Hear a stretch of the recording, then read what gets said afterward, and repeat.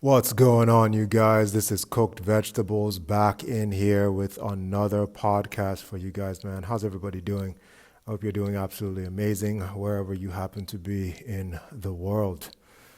The title of today's podcast is going to be Understanding and Overcoming the Devices of Evil. This is part 2 in a 3-part series. All right. In part 1 of this series, we discussed the main aim of witchcraft and its major signs and symptoms. In the second part of the series, we will discuss what witchcraft actually is.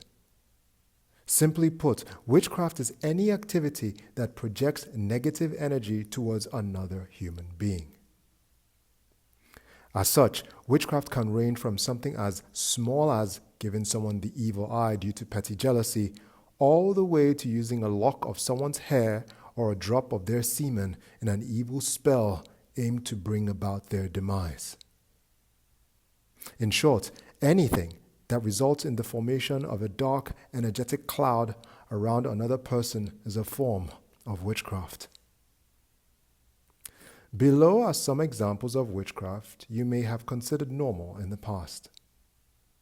I certainly didn't think much about involving myself in some of these activities in my prior life as a wayward, ignorant Kuma. Number 1, gossiping about someone with malevolent intent is a form of witchcraft.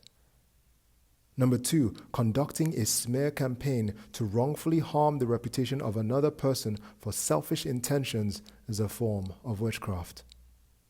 Number 3, manipulation with the aim of control is a form of witchcraft. Number 4, playing mind games with decent people who mean you no harm is a form of witchcraft. Number 5, rebellion against or inversions of the laws of God is a form of witchcraft. Number 6, sacrificing the innocent, like many do in abortions, is a form of witchcraft. Number 7, using the belongings of a person to cast a spell on them is a form of witchcraft. I don't know about you lot, but I regularly engaged in gossiping about other people until I realized how harmful that actually was. You see, as a human spirit being, your words and emotions carry a lot of energetic weight.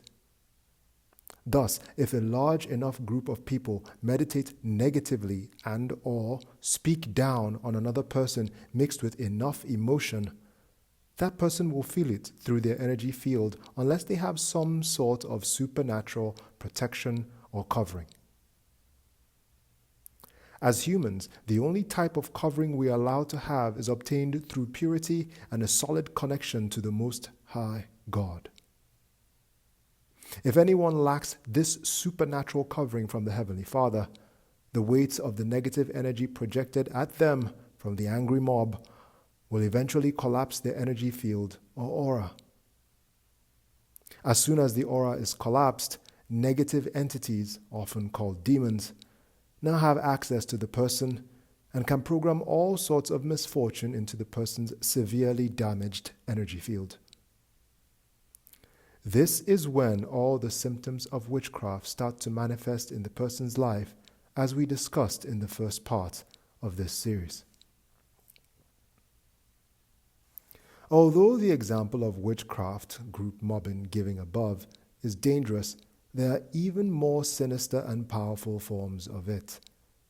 These more sinister forms of witchcraft often require a physical item owned by the target, a t-shirt, pair of shorts, etc., or worse yet, a piece of their DNA from either hair, semen, or something else.